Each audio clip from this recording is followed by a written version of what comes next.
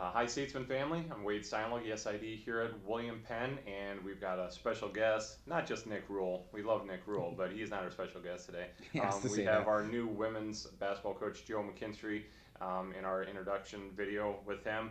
Coach McKinstry has a long standing tie with William Penn. We're going to just throw it to you first, Coach, to introduce yourself. And then, just kind of tell us the background for the people that don't know you, which probably few and far between on that respect. But talk about yourself, and then we'll get back over to Nick and talk about the process a little bit. Okay. Yeah, Joe McKinstry. I'm actually a 2006 graduate of William Penn. And then in 2007 began my time as the men's basketball assistant here for Coach John Henry, whom I played for while I was here. Was the men's assistant for 2007 to 2014. After that, went back home to the Kansas City area and got a job with Kansas City, Kansas Community College with their men's basketball program. Did that for a year before taking over the women's program at Kansas City, Kansas. Was the head coach there for 6 years. Then kind of had a moment. Went back to my high school actually. They called and were looking for someone to kind of rejuvenate and restart their women's basketball program. Unfortunately, was only there for a year. I just missed the college game and wanted to be back at the college level, and got an opportunity last year to actually go to Johnson County Community College as the assistant coach, which was fantastic. It's been a great experience for me, but I'm excited to be here and be back home. Yeah. Well, we're excited to have you. All right, Nick, let's talk about the process here. Again, you talked about it yesterday with wrestling, is that with college athletics hiring, it's a quick process anymore. Everybody kind of knows everybody, and you know kind of who you're looking for at times. And how did this one transpire? Yeah, building off that a little bit, the more that our athletic administration gets more connected in the industry and such, you're right. Some of that is just the way that college athletics is going. Some of it is just, the network that myself and Associate AD Alicia Rabideau have, and that just helps. Experience is valuable, and this is an example of that. And so, but our connection with Coach McKinstry goes back a while, and you're going through it and just the success that he had at KCK, the love he has for William Penn. When he and I started talking, it was a no-brainer. We're always assessing our operation and what we're doing. And one of the things that we really learned in our women's basketball program is that we have some talent there, all right? But we need maybe for this next step, the next generation in the program here, we need someone with some experience in head coaching position. We need someone that has that background to be able to develop student athletes, and Coach McKinstry's proven that. So as we're going through it, it's like, let's not overthink it. Okay, It's right here. Guy that wants to be here. His wife's an alumni as well, and she played in the women's basketball program. Just a lot of really great connections, and so yeah, it was a no-brainer for us. Let's get the deal done, and here we are today, and excited. It's going to be we have a really good future. I had another coach in another conference reach out last night and send a text and said the Heart of America did not want to see this hire. That's a pretty good compliment. This coach's been around a really long time. They had a lot of success. Right. We like to hear that. Yeah, So, yeah. it's We good like stuff. to, like to scare people Yep, a little bit yep. for sure. All right. Coach McKinstry, Nick talked about your background. You talked about your background. Coming back home, talk about what this means to you. Yeah. Um, you know, my goals as a coach, and I like to think that I'm pretty self-aware and realistic about what I can do, what I need to do, and honestly, I've never been one that I wanted to be the head coach at University of Kentucky, or whatever the case may be, and hats off to the people that can pull that off, but I just never thought of myself as that. This is my dream job, and being here and being a part of this community and campus and department. The last 9 or 10 years since I left as Coach Henry's assistant, just following along from a distance, social media, things like that. You can tell that things are thriving here, and the culture is fantastic. The support is fantastic, and obviously, as an alumni and a former player, what Coach Henry's been able to do with that program and sustaining success. Uh, it's still seems really fresh to me to be a part of those early teams that we're trying to build that foundation. Right. And so being here is kind of the epitome of what I like to do. And quite honestly, now I just feel an obligation to repay and basically pay it forward. What the way I feel about this place, and trying to get our student athletes to have the same mindset, same passion, and same appreciation for William Penn. Yeah. Well, we joke all the time about lifers and stuff. I'm a lifer, and we're set. I think Nick's a lifer at this point, so we like more lifers. We'll take you. Well, and part take of you it, aboard. and I'll build off that a little bit, is like, one of the things with Coach McKinstry, just even when I knew him way back, I mean, when he started coaching, I was a student. Right. And you worked for me, yeah. We all got history. Just want to make sure that everyone knows I'm younger. No, but like, there's a lot of value in having people in your department, because you're not going to have everyone that's lifers. You want to have a mix of people all over the place, right? But there's very few people that I've met in my life, and I think that you and I are statesmen through and through, but there's very few people that have more than him in his brain. I mean, this guy is just loves William Penn, no matter what. And so I think part of what we're trying to build as a staff here is we're trying to build that appreciation, camaraderie, support for one another. And so as we look from a cultural standpoint as well, having Coach McKinstry come in and how he feels about this place, we know that that's going to translate to the girls. The girls are going to, they're going to have that same love and appreciation for all the other sports. And then that he's going to show some of our staff that come in that really want to be here and chose to be here, and that maybe didn't necessarily have the connections before, that there's other people out there that really, really love this place a lot, and he can also teach them how to love this place too. And so it's not only just with our student athletes, but with our staff. Yep. And that's really cool, and that's really exciting. We got a lot of staff that maybe don't have a prior connection to William Penn, that love William Penn. Mm-hmm. And so we get all this, a lot of love, man. Like, let's get it all. But he's a great example of how to love this place. Yeah. Anytime you are away for 10 years, and we saw you every year. I know every winter I probably saw you at a game or whatever, but after 10 years to come back says a lot about your commitment to the school. So, all right, let's back up and talk about KCK a little bit. Obviously, your best successful year, not including, obviously, Johnson County. I mean, we just said off camera that 33 years is not a bad year by any stretch, obviously. In 33 and what? 33 and 3? Yeah. 33 wins and 3 losses. Yeah, and going to the quarterfinals and all of that. But winning 2 national titles at KCK. Talk about how you did that, and just what led you to that level of success. Yeah, I mean, I actually had interviewed. I was the men's assistant, and the summer after my first season there, I had interviewed at a conference school for their men's position, and it was late. It was late July, almost August, so students were almost returning. And the day that I got a phone call that I didn't get that position, the women's coach at Kansas City, Kansas, stepped down to take a job. She was commuting quite a bit, and so she wanted something back closer to her home and her kids. So it was August, and really I was just fortunate because it was too late to really open it up and find a candidate that probably was qualified.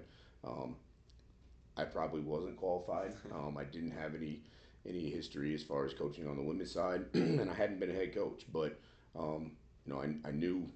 I knew that I wanted to help young people, and I didn't coaching men, coaching women. I just wanted to help young people by using the game. Right. And so I was fortunate enough to be able to get that opportunity. And I won't lie, I walked into a good situation with some pretty good players, and but I also had about 6 or 7 girls who signed up to, that were freshmen that had signed up to play for the previous coach.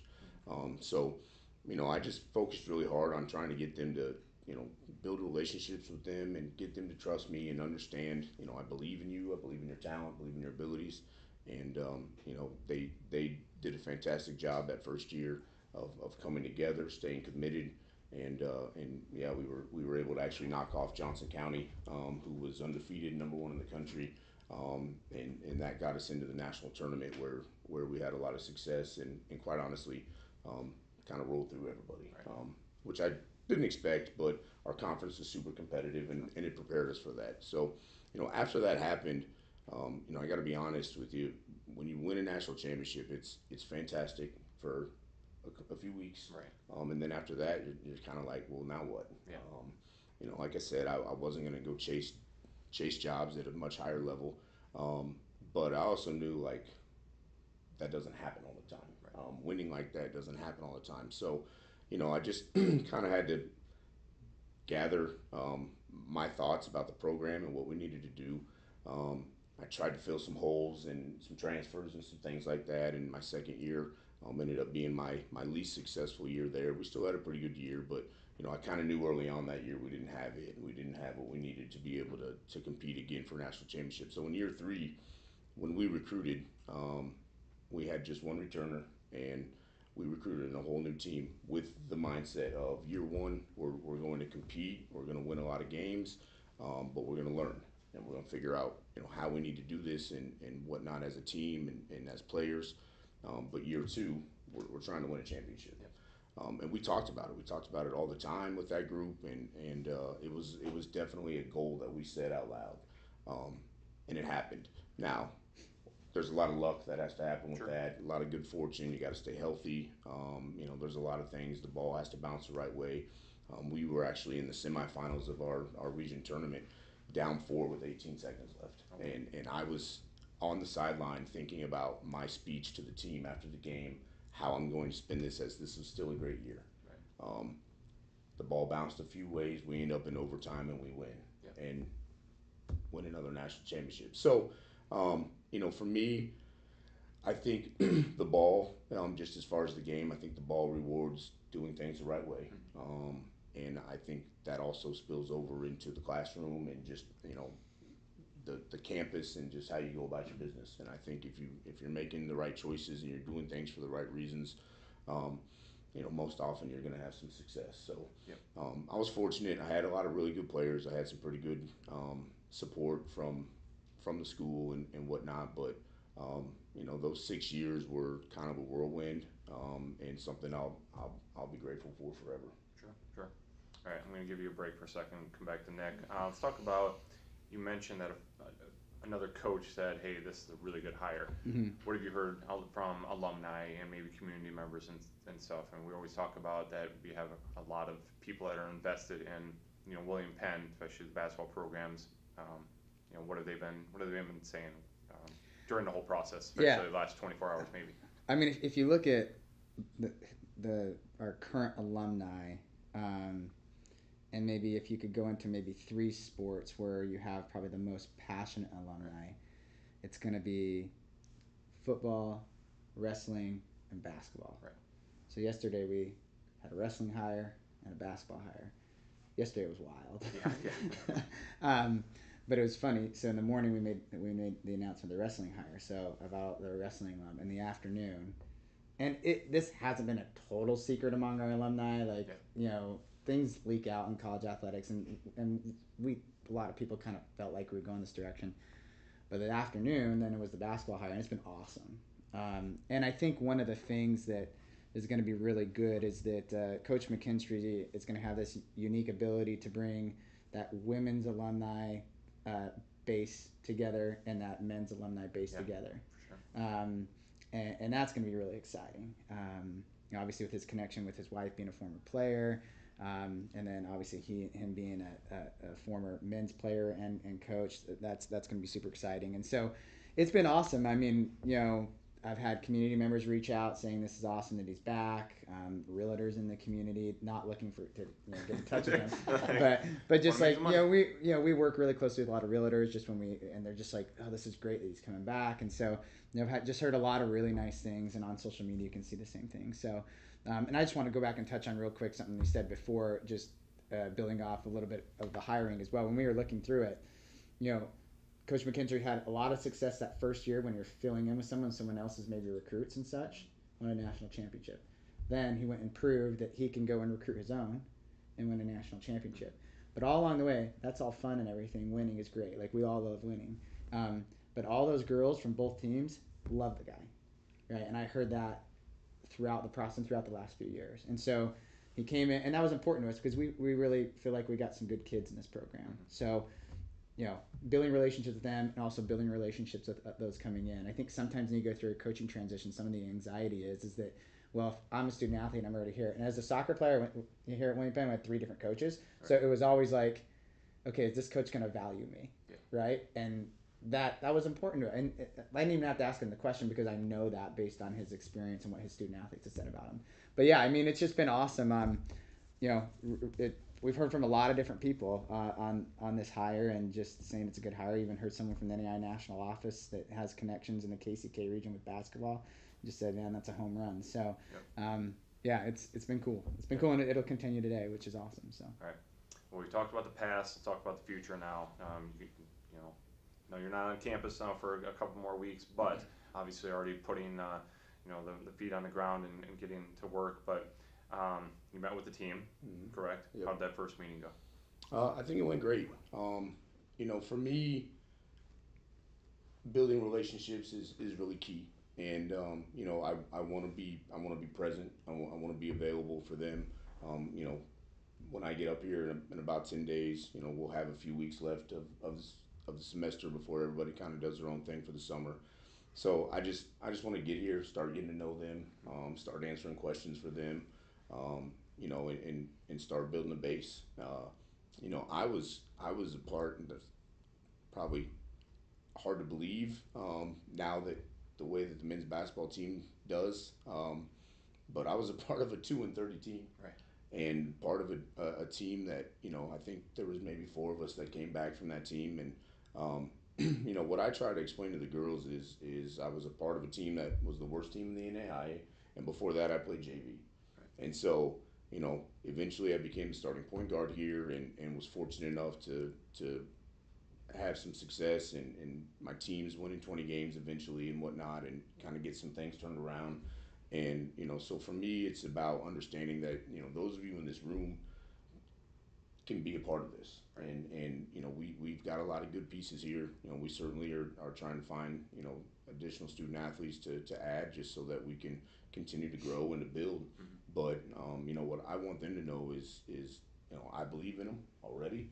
And, we're going to work hard. We're gonna earn it because I believe that's what you have to do in order to accomplish something. But I'm excited. There's a good amount of returners from last year and the year before that have varsity experience, and for me it's just trying to get them to buy into how we do things, and honestly, like, not that the way I do things is better or whatever, because I don't believe it is, but I will not let them settle. I won't let them settle for mediocrity within themselves. My thing for my players is to get them to achieve and accomplish more than maybe they knew they could within themselves. So that's what I try to. Sometimes it's like pulling teeth, trying to get people to want to be uncomfortable and put in more work than they have before. But for me as a coach, when we do have results and you do end up situations with championships and whatnot, and you're playing for championships, and that was something that Coach Henry instilled in me. Like, we have to play for a championship. You can talk about winning conference and winning this and whatnot, but playing for those, I believe, is the first step, because playing for those gets you the experience and whatnot. And if you can win that game, then that's great. But being in that moment, and honestly, for me as a player, losing in the conference championship game on a buzzer beater to go to the national tournament as a senior, my career ended that way, but at the same time, I feel like it gave me the experience that I could build on as a coach, and knowing, like, okay, we've been to this moment, I've been to this moment, here's what I wish I would have done differently, or here's how we need to prepare for it to be able to come out successful. Yeah, definitely. All right, let's talk recruiting. You've seen kind of all sides of the equation in this respect. Obviously, probably going to lean, I don't want to put words in your mouth, but probably lean towards a junior college, recruiting strategy a little bit, because that's, you've got that background, but also, so a few different pieces here. Talk about your recruiting strategy in regards to both junior college recruiting transfers, but also high school, being that you kind of went back into the high school realm a couple years ago. What did you learn Let's get from some high school? AAU experience. Yeah, too. what did you learn from those Yeah, high school and I mean, honestly, students? a big thing outside of it being William Penn and being a head coach again and whatnot, a big thing of the draw for me is being at a four-year school Right. and being able to have juniors, seniors, people with experience, people with a little more maturity. And that's not a knock on junior college. That's more of a I know how I was at 18, 19 Right. versus 22, 23. And so being able to have that, and I think for me, the biggest thing in my experience as a men's assistant here, from when I then transferred over to the junior college route, is how much you can lean on juniors and seniors, Right. and how much they can help you with those younger players and getting them to buy in and getting them to understand how we do things. So that's something that I'm excited about. Yes, I've got plenty of phone calls within the junior college ranks that I'm ready to make, and players that I have on a list that I'd love the opportunity to talk to about this place. And so we certainly will start right there. Like by start, I mean within the next 10 days. But I started with the Missouri Phenom, which is a Nike EYBL program in the AAU circuit. But with that, there are a lot of teams that aren't EYBL. Sure. So there are a lot of kids getting ready to be seniors in high school that I'll get to see all summer long and be able to interact with and talk to about this place and whatnot, and then continue on as we maybe have some visits in the fall next year, and then just recruit throughout the year, because I think having kids that can be four-year kids is super important. Yeah. There's no sense in coming to a four-year program if we're just going to have two-year kids over and over again. Now, they're certainly going to help, and they're going to, hopefully we can get a few in here to continue to kind of get us going in the direction we want to go. But, I really, and I'm excited. I'm excited to get back out in the state of Iowa and whatnot. Obviously, women's basketball right now nationwide is been phenomenal. Yeah. It's getting a ton of support, which is great. But obviously, in the state of Iowa, it's even more special. Yeah. So It's exploded. Yeah. with both Iowa and Iowa State and how they're doing, and then there's tons of small colleges in Iowa that have a lot of success as well. So part of that, I don't really look at that as any type of pressure. It's motivation for me. It's excitement, and it's looking forward to it. Yeah. Talk about motivating.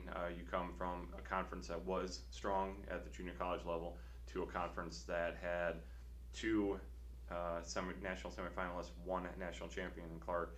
How exciting is that? Knowing exciting, maybe a little anxiety filled as well, but you're gonna have a dogfight a lot of nights. Yeah. At Kansas City, Kansas, we had 6 teams in our conference, and for 4 out of my 6 years, 4 of us in the conference were in the top 10 nationally ranked all year. And every year that I was there, whatever one of us represented our conference at the national tournament, because only one team got to go, all but 1 year we had a team in the national championship game. Sure.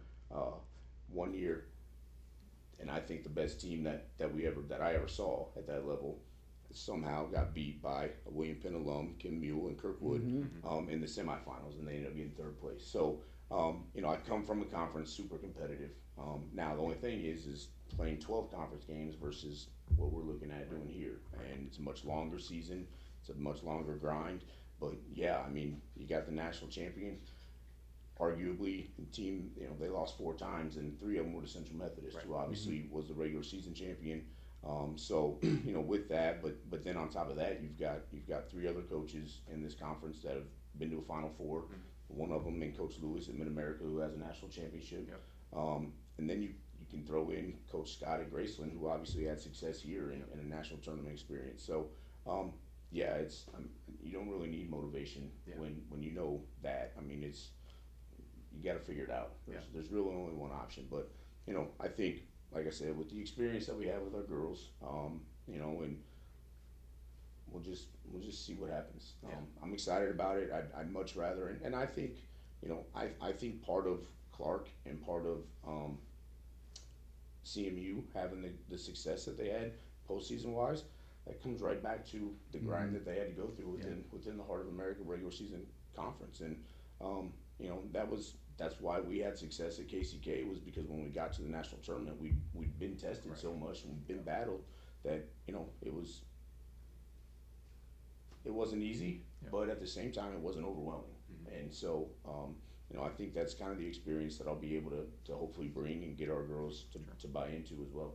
All right. Final question for you. Actually, I'll go to Nick. Anything you want to add, or I'll let Coach McKinstry wrap it up here? No, it's just exciting, man. And this is it's exciting, and I know the players are excited. It was really interesting. We were kind of walking around after his meeting with the team yesterday, and we're going to go look at some of the improvements we've made on campus, and then looked at Randleman, walked in, and I think there's 6 girls putting up shots, and smiles on the faces, just like kind of a little bit of an edge, and a pep in the step I haven't seen recently. Yeah, that was pretty cool. Like, it was right after. I mean, they could have gone to the dining hall. They could have gone back to their dorms.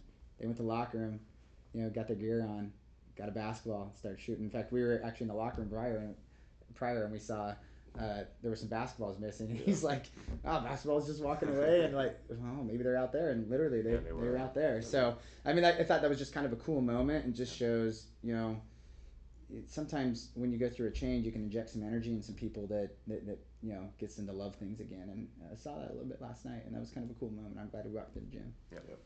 All right. Final question for you: what's William Penn women's basketball going to look like under Coach Joe McKinstry? For me, I hope it looks like a team that is passionate about each other, and about this place and this campus and this community. I know that we're going to play hard, and I know that we're going to compete. Those are things that I don't really negotiate on. And I think the biggest thing is just putting ourselves in positions to have success. And that a lot of that to me comes with kind of an attitude and a mindset. You have to believe in yourself, and I honestly don't really have a formula, but somehow, some way, I hope to get each and every one of those girls to believe in what they can bring to our team, and what they can accomplish individually, which then means as a group and as a team, we can accomplish our goals. And so, I think for me the biggest thing is just we're going to fight and we're going to compete. I don't really know any other way. I told them yesterday, unfortunately for you, I was an okay player and I became a varsity player, but I wasn't the tallest, I wasn't the strongest, I wasn't the fastest, whatever. And so I had to work really hard. Yeah. I was with Coach Henry last night, and he was telling Sean Bedford, our assistant, me running sprints, and he didn't think that I lost a sprint ever in my career at William Penn. I don't know that that's true. It's a good story to tell. Julian Acebe would probably argue. You're right. A little bit. But it's a great John Henry story. Yeah, it's a great right. Mayor, just don't fact check. Right. So, but the bottom line is what I told the players is I believe you all have talent and you have ability, and so for me it's if you can apply my mindset and my work ethic with your talent and your ability, then we certainly can reach our goals and reach the next level. So, we're just gonna play hard and compete. Yep. My teams have always shared the ball, and I sometimes we pound it inside if we've got a post player that can do a lot around the basket. Sometimes we shoot a lot of threes. And I told them I don't really have a specific style. I don't think. I like to see what we have and then try and figure out how we can best make that work. Right. I like the fact that 1 year or even one part of the season we can kind of work and do things a certain way, and then maybe by the time February, March roll around, we're doing some things differently. Mm-hmm. That makes it harder for other teams to plan and prepare for you. And that was one of the reasons my 2019 team was so successful, with having a lot of returners, but also we were able to literally go through the national tournament and have a different offensive game plan and do things differently. So a team could watch the game before and plan and scout for it, and then we wouldn't do any of that stuff. Right. And you got to build towards that. Mm-hmm. You can't just go do that, and that speaks a lot to that group that I had then. But I want to find what suits our kids best, and figure out how we do that, and hopefully it'll work. Yep. Awesome. Okay. once again, our new head women's basketball coach, Joe McKinstry. You'll see him around a lot. We're excited to have him back on campus, and we'll keep tabs on everything that the women's basketball team's doing, along with everything else William Penn related. Go to statesmanathletics.com, check out all of our social medias. But again, happy to have Coach McKinstry back, and I don't think we have any other hiring's coming up tomorrow, so I think we're going to take a we're break good. here. We got about another month, and hopefully another month we'll be able to work through that with as Coach Christner finishes his career. Yep. But we got a little time, so nothing else coming in anytime. Yeah, exactly. We'll take a break. So, all right. Have a great day, Statesman Nation, Statesman family. Go Statesman.